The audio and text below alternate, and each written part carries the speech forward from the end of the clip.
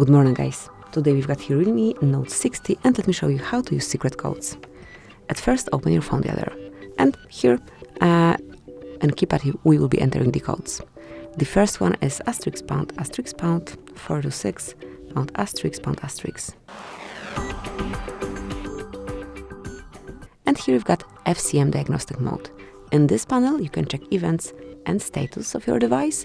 If you'll tap on more icon, you will be able to explore it a bit more by activating advanced view. And here we've got it. Let's go back.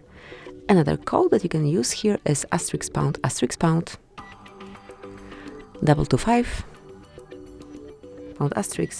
***. And now we've got the calendar info, so all upcoming events, all save dates that you've got in every calendar that is connected with your phone would be displayed right in front of you.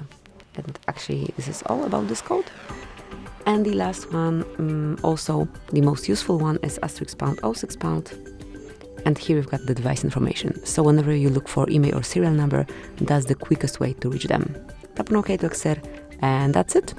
Thank you for watching, please subscribe our channel and leave the thumbs up.